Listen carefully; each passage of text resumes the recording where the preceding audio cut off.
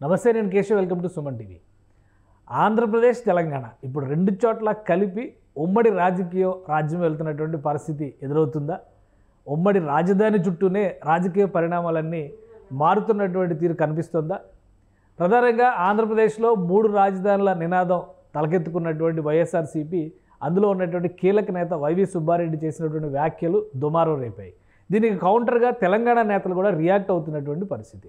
ఒక క్లారిటీ ఇచ్చేటువంటి ప్రయత్నం వైఎస్ఆర్సీపీ చేస్తోంది. ఉమ్మడి రాజధాని అనేటువంటి అంశం తమ విధానం కాదని తేల్చి చెప్పేస్తుంది. కానీ రాజధాని విషయంలో, ముఖ్యంగా పాలన విశాఖ నుంచి జరిగేటువంటి అంశం పైన ఎలాంటి రాజీ లేదని వైసీపీ నేతలు చెప్తున్నారు. ఈ నేపథ్యంలో అమరావతి రైతాంగం, అమరావతి ఉద్యమకారుల మనోగతం ఏ విధంగా ఉంది? అమరావతికి సంబంధించి ఉద్యమాలు నడిపిస్తున్నటువంటి నాయకులు ఏమంటున్నారు? ఈ అంశాలపైన విశ్లేషణ చూద్దాం. మనతో పాటు ఉన్నారు బాలకోటయ్య గారు, అమరావతి బహుజన జేఏసీ నాయకులు. ముకుందా జ్యువెలర్స్ తెలంగాణలో మొట్టమొదటి ఫ్యాక్టరీ అవుట్లెట్ మన కొత్తపేటలో ఫిబ్రవరి 14న గొప్ప శుభారంభం. బాలకోటయ్య గారు నమస్కారం. నమస్కారం కేశవ్ గారు. బాలకోటయ్య గారు, ఏంటి ఉమ్మడి రాజధాని అనేటువంటి ప్రస్తావన? సరే, వివరణ ఏది ఇచ్చినా కానీ మరొకసారి రాజకీయాల్లో ఒక ప్రధాన ఎజెండాగా మారేటువంటి అంశం కనిపిస్తుందా? ఉమ్మడి రాజధానిగా హైదరాబాద్ మరికొన్నాళ్ళు ఉండాలి, ఎందుకంటే ఎన్నికల సమయం కాబట్టి ప్రజల అభిప్రాయాలు, ప్రజల మనసులను గెలుచుకోవాలంటే ఇది ఒక ఎన్నికల అంశంగా మారడానికి ఆస్కారం ఉందా? కేశవ్ గారు ధన్యవాదాలు. 2014లోనే తప్పో ఒప్పో, శాపమో పాపమో ఉమ్మడి ఆంధ్రప్రదేశ్ విభజన అయిపోయింది. పార్లమెంట్ తలుపులు మూసారా తెరిచారా, ఎవరు ఏ నాట్యాలు చేశారనే సంగతి విభజన పర్వం ముగిసిపోయింది. అందులో హైదరాబాద్ని 10 ఏళ్ల పాటు ఉమ్మడి క్యాపిటల్గా ఉండటానికి కూడా విభజన చట్టంలో రూపొందించారు. రేపు జూన్ నాటికి ఆ గడువు కూడా పూర్తవుతుంది. విభజింపబడ్డ ఆంధ్రప్రదేశ్ కూడా విభజన చట్టంలో కొన్ని వరాలు ఇచ్చారు. అందులో కూడా రాజధాని కూడా మీరే నిర్మించుకోమని కూడా వరాలు ఇచ్చారు. ఆ మేరకు ఒక కమిటీ వచ్చింది, సిఫార్సులు చేసింది. అప్పుడున్న చంద్రబాబు నాయుడు గారి ప్రభుత్వం 150 సార్లు ఇది ఎక్సర్సైజ్ చేశాడు. రాజధాని అమరావతిలో 34,000 ఎకరాలు ల్యాండ్ పూలింగ్ పద్ధతుల్లో రైతులను ఆర్జించాడు. వాళ్ళు రైతులు భూములు ఇచ్చారు. శాసనసభ కట్టుకున్నాం, అసెంబ్లీ కట్టుకున్నాం, హైకోర్టు కట్టుకున్నాం. గత ప్రభుత్వం 3 ఏళ్ళు పరిపాలన చేసింది. ఈ దిక్కుమాల ప్రభుత్వం కూడా 4.5 ఏళ్ళుగా అక్కడే పరిపాలన చేసింది. మాకు రాజధాని ఉంది. హైదరాబాదు ఉమ్మడి క్యాపిటల్ అక్కర్లా. మాకు హైదరాబాద్తో పనే లేదు. హైదరాబాద్తో పనే లేదు. ఒకటి రాజధాని కోసం, ఒకటి గడ్డ కోసం అర్రులు దాసాల్సిన అవసరం ఆంధ్రులకు లేదు. మాకున్న ఆత్మగౌరవంతో, మాకున్న అవకాశం మేరకు రైతులు ఇచ్చిన భాగస్వామ్యంతో మేము రాజధాని కట్టుకున్నాం. ఇది ప్రధానంగా చెప్తున్నాం. సరే, ఇప్పుడు వైవి సుబ్బారెడ్డి గారు ఎందుకన్నారంటే, సహజంగానే వైసీపీ నాయకులకు చిన్న మెదడు చితికి 55 నెలలు అయింది. వాళ్ళకి మెదడు లేవు. బొత్స సత్యనారాయణ కానీ, వైవి సుబ్బారెడ్డి గారికి కానీ. ఇప్పుడు 3 రాజధానులు నిర్మించి 3 ప్రాంతాల్లో ఆంధ్రప్రదేశ్ని పడుకోబెట్టి, నిలబెట్టి, ఒంగోబెట్టి, మళ్ళీ పండబెట్టి అభివృద్ధి చేస్తామని చెప్పిన వీళ్ళు 3 రాజధానుల తలభారం మీరన్నట్టుగా నెత్తికెత్తుకొని కుదేలయ్యి మళ్ళీ ఉమ్మడి క్యాపిటల్ హైదరాబాద్ను ప్రకటించమని చెప్పి అంటున్నారు. అంటే ఏంటంటే, తద్వారా మళ్ళీ తెలంగాణ ప్రజల్లో మంటలు లేపి, ఇటు ఆంధ్ర రాష్ట్ర ప్రజల్లో మంటలు లేపి ఒక రాజకీయం చేద్దామని ఒక ఎత్తుగడ. ఇప్పటికే కేసీఆర్ గారు 10 ఏళ్ళు అధికారంలో ఉండవు, మళ్ళీ నీటి మీద మంటలు రేపే ప్రయత్నం చేస్తున్నాడు. 10 ఏళ్ళు అధికారంలో ఉన్న కేసీఆర్ గారు నిన్న కృష్ణా జలాల మీద మళ్ళీ అగ్గిపొలాలకు ఎత్తున్నాడు. మరి 10 ఏళ్ళు ఏం చేసిండు ఆయన? కృష్ణా జలాల హక్కులను అడ్డుకొని, మాకు నీళ్లు రాకుండా చేసి, మా ముఖ్యమంత్రిని పాదాక్రాంతం చేసుకొని, నీ ఏలుబడిలాగా తెలంగాణ గడ్డ మీద ఇడిచిపెడితే కానీ మాకు నీళ్ళు వచ్చినాయి, ఓ దయాహృదయుడు కేసీఆర్ అని మా శాసనసభలో మా ముఖ్యమంత్రి చేత చెప్పించి, ఆంధ్రప్రదేశ్ ఆస్తులు మొత్తం కూడా తెలంగాణకి కట్టబెట్టిన మా ముఖ్యమంత్రి గారు మళ్ళీ ఇప్పుడు ఉమ్మడి ఏపీ మళ్ళీ 5 ఏళ్ల పాటు పొడిగించాలని మాట్లాడటంలో వాళ్ళ యొక్క దుర్మార్గమైన వైఖరి మాకైతే అక్కర్లేదు. బొత్స సత్యనారాయణ గారిని అంటే అనొచ్చు, అది వైవి సుబ్బారెడ్డి గారి వ్యక్తిగత అభిప్రాయం, అది పార్టీ నిర్ణయం కాదు అని. మరి పార్టీ నిర్ణయం కాకపోతే రాజ్యసభ ఎందుకు తగలబెట్టారు ఆయనకి? రాజ్యసభ ఎందుకు ఇచ్చారంటే అటువంటి దిక్కుమాలిన వాళ్ళకి? కనీసం విభజన చట్టంలో 10 ఏళ్ళు పూర్తి అయిపోయింది. ఏ రోజుకైనా రాజధాని కట్టుకోవాల్సింది ఆంధ్ర రాష్ట్ర ప్రజలు. ఆ మేరకు ముందుగానే కట్టుకుందామని ఆనాడు ముఖ్యమంత్రి బస్సులో పడుకోలేక, చెట్టు కింద కూర్చోలేక రాజధాని నిర్మాణం చేసుకుండు. అదే అదే మాకు దిక్కయ్యింది.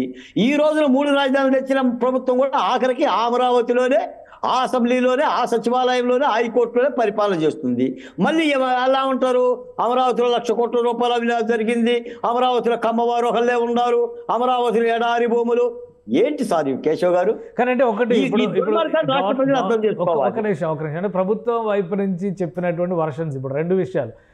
వైవి సుబ్బారెడ్డి గారు చేసినటువంటి కామెంట్ ఏంటంటే విభజన హామీలు అలానే ఉమ్మడి రాజధానిగా మరికొంతకాలం ఉండాల్సిన అవసరం ఉంది, పాలనా రాజధానిగా విశాఖ తయారయ్యే వరకు హైదరాబాద్ను కూడా మనం అడుగుతాము అనేటువంటి ఒక మాట అన్నారు. సరే అది వక్రీకరించారన్నారు, ఆయన నోటి నుంచి వక్రీకరణ రూపంలో వచ్చిందా లేదా మీడియా వక్రీకరించిందా అది అప్రస్తుతం.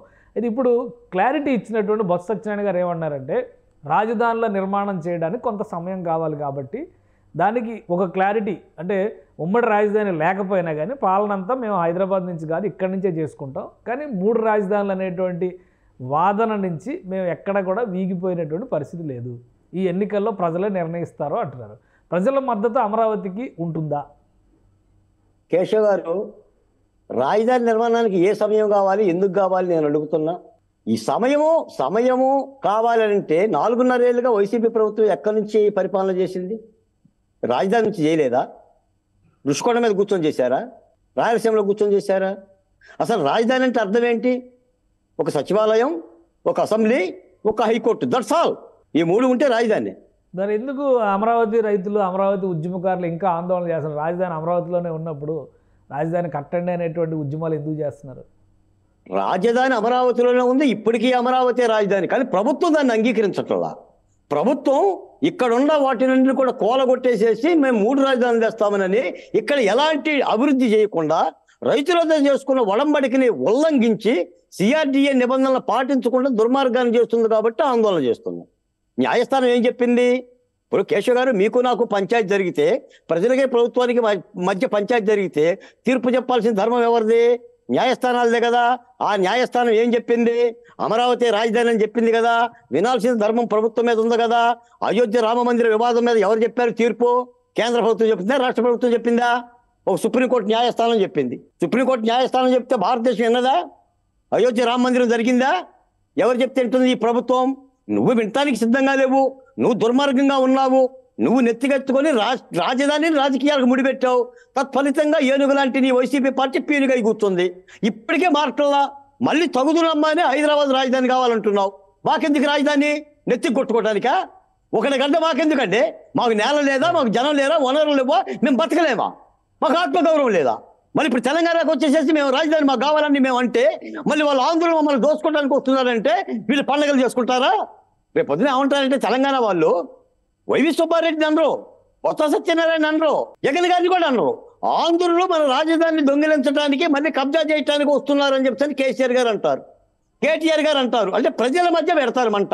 ఏడవలేక రాజధాని నిర్మాణం చేసుకోవటం ఏడవలేక కేవలం కేశవ్ గారు ఋషికొండలో భవనం కట్టడానికి 5 ఏళ్ళు పట్టిందండి ప్రభుత్వానికి. ఒక ఋషికొండలో భవనం కట్టడానికి ఆనాటి ప్రభుత్వం 2019లో 2017లో మొదలుపెట్టిన నిర్మాణాలు 2 ఏళ్లలో అసెంబ్లీ కట్టింది, సచివాలయం కట్టింది, హైకోర్టు కట్టింది, సీడ్ యాక్సిస్ రోడ్డు వేసింది, ఉద్యోగుల భవనాలు కట్టింది, న్యాయమూర్తుల భవనాలు కట్టింది, ఎమ్మెల్సీ ఎమ్మెల్యేల క్వార్టర్లు కట్టింది.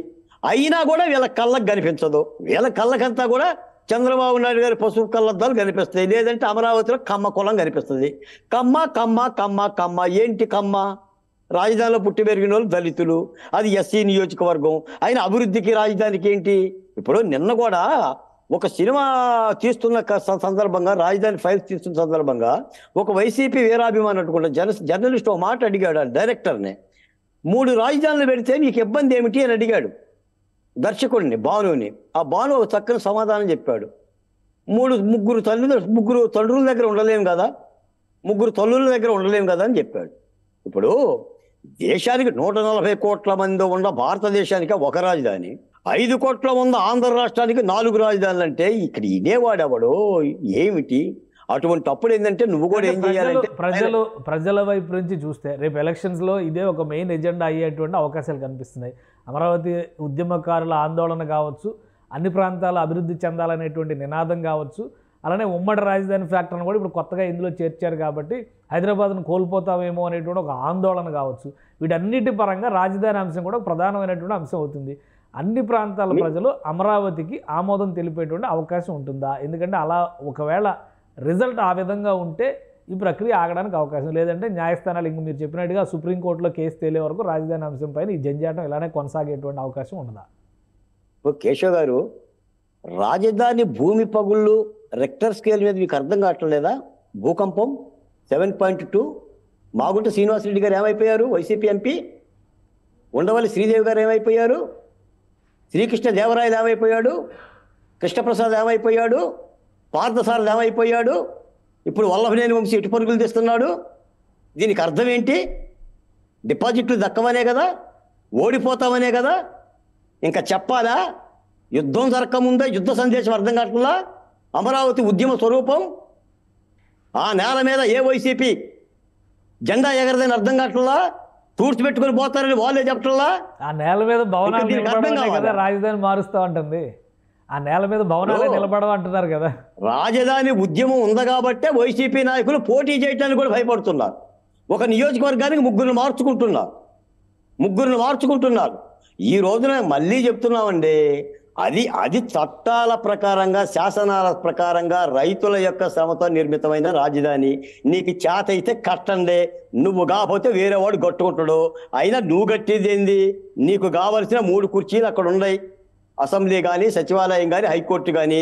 పరిపాలన 8 సంవత్సరాలుగా జరుగుతుంది కేశవ్ గారు, మీరు అర్థం చేసుకోండి.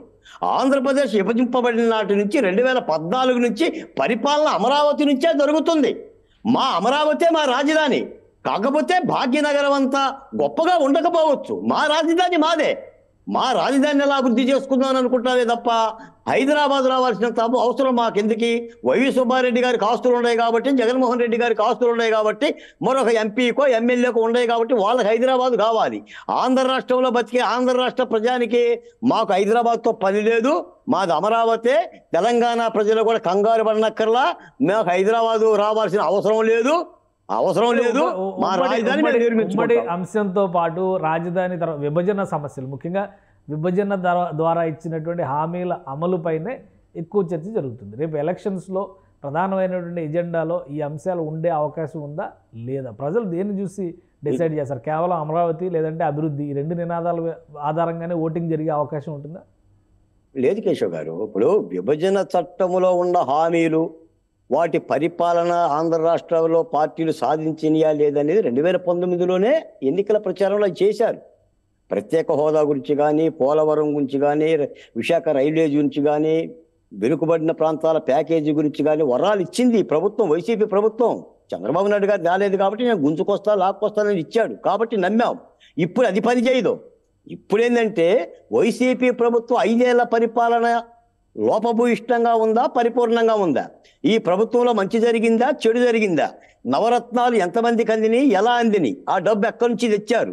ఆంధ్ర రాష్ట్రంలో జరిగిన దారుణ మారణ శిరోమండనాలన్నీ, హత్యలన్నీ, మానభంగాలన్నీ, రాజధాని లేకపోవటం మూలాన ఉపాధి కోల్పోయిన బిడ్డల సంఖ్య ఎంత, ఇసుక నమ్ముకుంది ఎంత, మద్యం దోపిడీ ఎంత, ఇదంతా పనిచేస్తుంది. ఈ కులాల జగడాలేంటి? 5 ఏళ్ల పరిపాలన జగన్మోహన్ రెడ్డి గారి పరిపాలన చూసాం. ఆనాడు చూడలేదు కాబట్టి జగన్మోహన్ రెడ్డి గారు ఏది చెప్పినా ఆంధ్ర రాష్ట్ర ప్రజలు విన్నారు. ఇప్పుడు పరిపాలకుని చూసాం. ఇప్పుడు ఒక ఛాన్స్, మరో ఛాన్స్ ఇవ్వండి అని అనడానికి లేదు.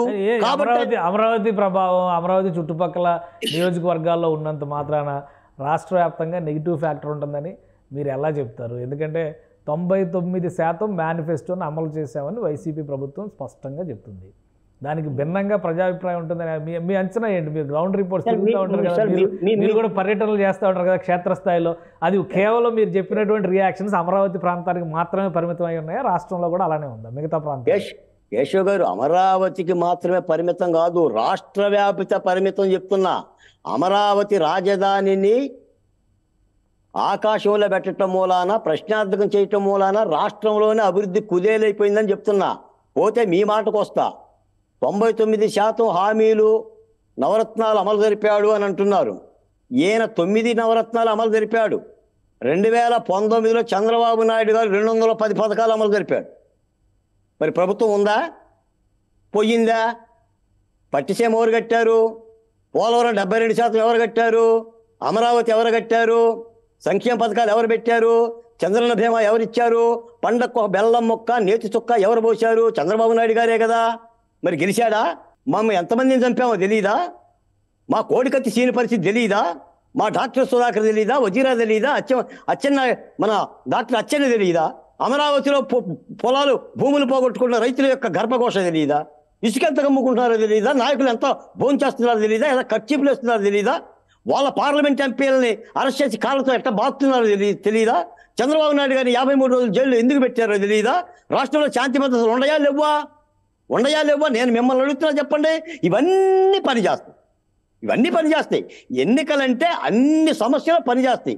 ఒక అమరావతి, ఒక విశాఖ, ఉత్తరాంధ్రనో, ఒక వెనుకబడిన ప్యాకేజీనో, ప్రత్యేక హోదానే కాదు, ఆయా అంశాలన్నీ కూడా పనిచేస్తాయి. కులాల అంశాలు పనిచేస్తాయి. కాబట్టే వైసీపీ పార్టీ, ముఖ్యంగా ముఖ్యమంత్రి జగన్మోహన్ రెడ్డి గారు కంగారు పడిపోయి ఆయన సభలకు కూడా 1000-1500 ఇచ్చి జనాన్ని తెచ్చుకుంటున్నాడు. అది ఆయన కర్మ. ఆయన సభ పెట్టాలంటే స్కూల్ బంద్ చేయాలి. సిద్ధం సభకి 10 లక్షల మంది వస్తున్నారు, 10 లక్షల మంది వస్తున్నారు. భీమవరంలో చేసినటువంటి సభ కావచ్చు, దెందులూరులో చేసిన సభలు కావచ్చు, ఇవన్నీ కూడా గ్రాండ్ సక్సెస్ అని వైసీపీ చెప్తుంది. ఇప్పుడు అదంతా కన్వర్ట్ అవుదా? సరే, పవన్ కళ్యాణ్ సరదాగా వస్తారు. మరి కేశవ్ గారు సభ పెట్టక్కర్లా. పవన్ కళ్యాణ్ బెదవాడ వీధులకి సరదాగా రమ్మనండి ఒక టీ తాగటానికి. చంద్రబాబు నాయుడు గారు రమ్మనండి ఒక టీ రావడానికి. గాజు గ్లాస్తో తాగడానికి. గాజు గ్లాస్. నీకు ప్రజల్ని పెద్ద ఎత్తున వాలంటీర్లు పెట్టుకొని సభల్ని తెచ్చుకోవటానికి ఏ సభలకు రాదు చెప్పండి. ఇప్పుడు షర్మిలా సభల సంగతి చెప్పండి కేశవ్ గారు. షర్మిలా సభలకి జనం రావట్లేదా? అసలు ఆంధ్ర రాష్ట్రంలో కాంగ్రెస్ పార్టీ ఉందా లేదా అనుకునే మనం ఒకే తులసిరెడ్డి గారు ఏం మాట్లాడుతున్నారు? వైనాట్ 175 అంటున్నారు. తులసిరెడ్డి గారు వైనాట్ 175 అంటున్నారు. వైనాట్ పులివెందులు అంటున్నారు. ఆమె చండ్రకోలు తీసుకొని జగన్మోహన్ రెడ్డి గారి ప్రభుత్వాన్ని చొక్కా ఇప్పి కొడుతుంది. వాసన చేరిపోతున్నాయి. జగన్మోహన్ రెడ్డి గారు సమాధానం చెప్పలేక, నాకు తెలిసైతే మొన్న 3 రోజులు ఎక్సర్సైజ్ చేశారు షర్మిలా గారికి కౌంటర్ ఎలా ఇవ్వాలని. సజ్జల రామకృష్ణారెడ్డి గారి ఆధ్వర్యంలో 3 మేధావులు కూర్చోబెట్టి దీనికి ఎలా కౌంటర్ ఇవ్వాలని చెప్పి ఎక్సర్సైజ్ చేసుకుంటున్నారు. స్నానాలు చేస్తున్నారు. సబ్బులు అయిపోతున్నాయి తప్ప ఒంటి మీద బురద పోవట్లా. అంటే ఆమె మాట్లాడుతున్నంత కూడా అంత వాస్తవంగా ఉంది. అరటిపండు ఒలిచిపెట్టినట్టుగా జగన్మోహన్ రెడ్డి గారి నైజాన్ని, ఆయన యజాన్ని, ఆయన పరిపాలన లోపాలని ఒక్క అబద్ధమైన చెప్పడం లేదు కదా. మేము చెప్పిన 4 ఏళ్లుగా. సరే, రాజకీయాల జోలికి నేను పోట్లా. ఇప్పుడు షర్మిల గారు కాంగ్రెస్ పార్టీ పోయింది, అంతకుముందు పార్టీ పెట్టి నేను చెప్పట్లా. మాట్లాడుతుంది యథార్థమా కాదా? మేము మాట్లాడింది ఆఖరికి ఎంతవరకు తెగిపరిచారు? రాజశేఖర రెడ్డి గారి పుత్రిక షర్మిల కాదంట, జగన్మోహన్ రెడ్డి గారు దత్తపుత్రిక అంటే అంత దుర్మార్గంగా వైఎస్ షర్మిల కాదు, మెరిసిమెల్లి షర్మిలా శర్మ అని ఒక గారాల చెల్లిని, తోడబుట్టిన చెల్లిని, చనుబాలు దాగిన చెల్లి మీద కూడా వైసీపీ ఒక దాడి చేస్తుందంటే ఇటువంటి పరిపాలన రాష్ట్ర ప్రభుత్వానికి, రాష్ట్ర ప్రజలకి అవసరమా? మేము ఆహ్వానిస్తావా? నేను అదే చెప్తున్నాను సార్. మహా దుర్మార్గం సార్ కేశవ్ గారు. అహంకారమైన పరిపాలనని మీరు తెలంగాణలో చూశారు. కేసీఆర్ గారు పెద్ద తప్పులేం చేయలా. అహమే దెబ్బతీసింది.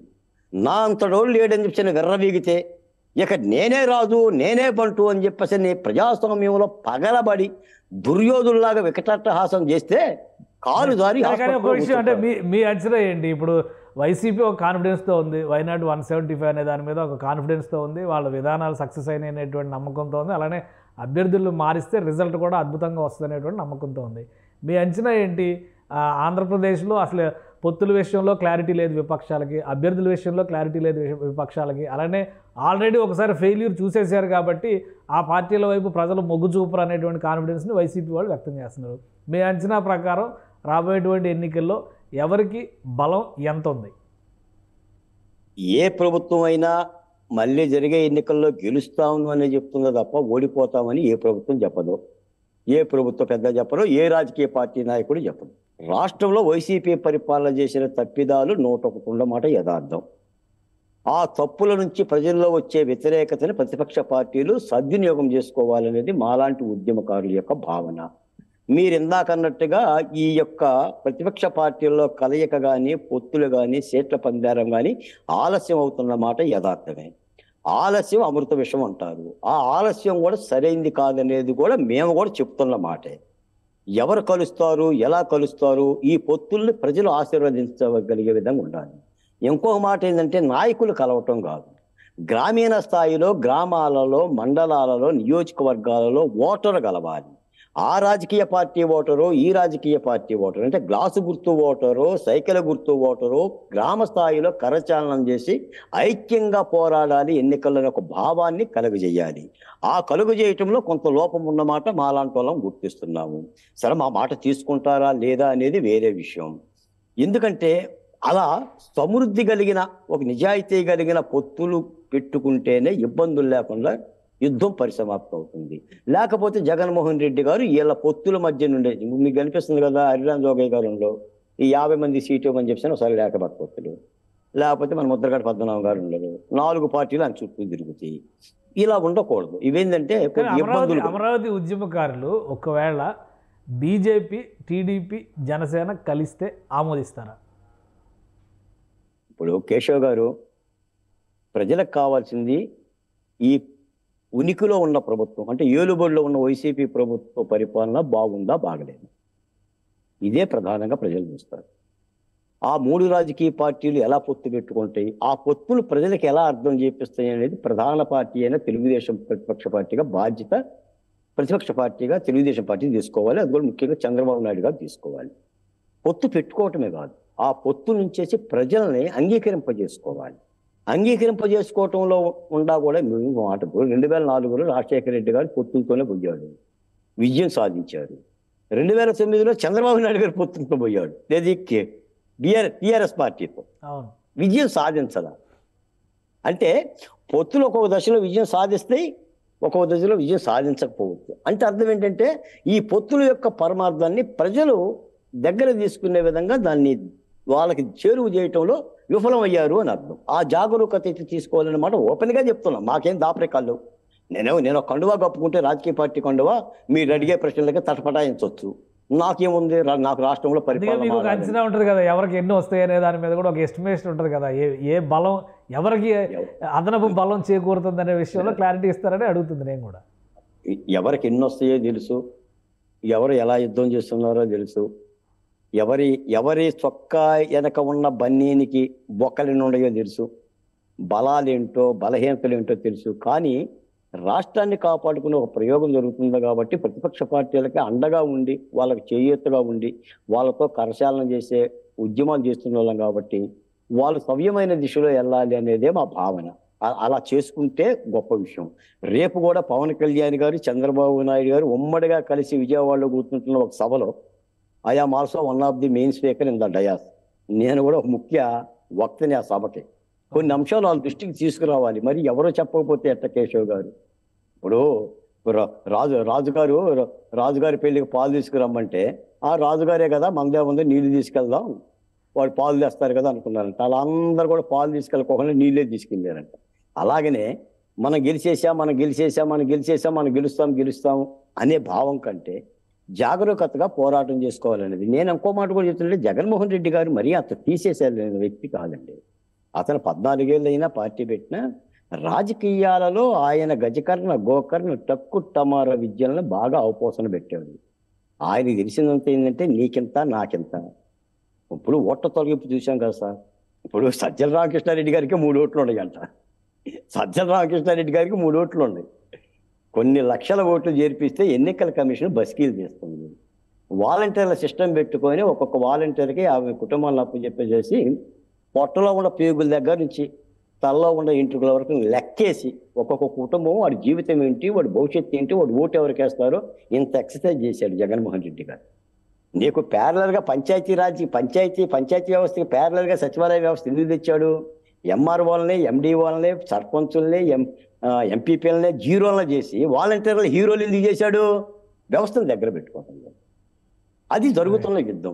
వీటన్నిటిని ప్రతిపక్ష పార్టీలు తీసుకుంటాయా మాలాంటి యొక్క ఆలోచన అని చెప్పేసి అంటే మరి చూడాలి. మనం చెప్పడమే. ఇప్పుడు విజయవాడలో జరగబోయే సభలో మీరు ప్రధాన వక్తగా ఉంటారని చెప్పి అంటారు. అంటే ఎజెండా ఏంటి? అందులో రాజధాని అంశమే ఎజెండా అవుతుందా? మళ్ళీ ఈ ఉమ్మడి రాజధాని చర్చ కూడా రైజ్ అయింది కాబట్టి అదే ముఖ్యమైన ఎజెండా అవుతుందా? కాదు. ఆలపాటి సురేష్ కుమార్ గారని ఓ సీనియర్ జర్నలిస్టు ఈ 56 మాసాల వైసీపీ పరిపాలన యొక్క వైఫల్యాల మీద విధ్వంసం అని ఒక అద్భుతమైన పుస్తక రచన చేశారు. ఆ పుస్తకావిష్కరణ చంద్రబాబు నాయుడు గారు, పుస్తక కృతిని స్వీకరించేది పవన్ కళ్యాణ్ గారు, ఆ పుస్తక సమీక్ష బాలకోటయ్య. ఈ సన్నివేశంలో సభ జరుగుతుంది. కాబట్టి రాష్ట్రాన్ని మంచి జరిగిద్దని ఆశిద్దాం. ప్రతిపక్ష పార్టీలు సరైన దిశలో పోరాటం చేస్తారనుకున్నాం. సరే, మీరు అన్నట్టుగా అయితే హైదరాబాదు ప్రజలు కానీ తెలంగాణ ప్రజలు కానీ కలవరపడాల్సిన అవసరం లేదు. బొత్స సత్యనారాయణ గారు ఇటువంటి మాటలు మాట్లాడుకోకుండా రాజ్యసభ సభ్యులు కంట్రోల్ చేసుకొని, మీకు లాస్ట్గా ఒక మాట చెప్తా. నేను షర్మిల గారు ఒక మాట చెప్పారు, నేనైతే ఆ మాట కూడా అంటలేదు. కానీ ఇప్పటికే పార్లమెంట్లో 36 గంగిరెద్దులు ఉన్నాయంట. ఆమె చెప్పిన మాట. లోక్సభలో 22 గంగిరెద్దులు, రాజ్యసభలో 8 గంగిరెద్దులు, మొత్తం 36 గంగిరెద్దులు ఉన్నాయి. ఇవి తలలు ఊపుతా ఉంటాయి మోడీ గారికి అని అందా. మళ్ళీ 3 గంగిరెద్దులు పోతున్నాయి. ఈ 3 గంగిరెద్దుల్లో ఒక గంగిరెద్దు మళ్ళీ తలూపి హైదరాబాద్ మంటలు చేసే వ్యాఖ్యలు చేసినట్టుంది. కాబట్టి ఇలాంటి పరుషపద్యాలు, అసంబద్ధ వ్యాఖ్యలు కరెక్ట్ కాదు. 10 ఏళ్ళు అయింది విభజన అయిపోయి. మాకుండ రాజధాని ఏదో మాకుంది.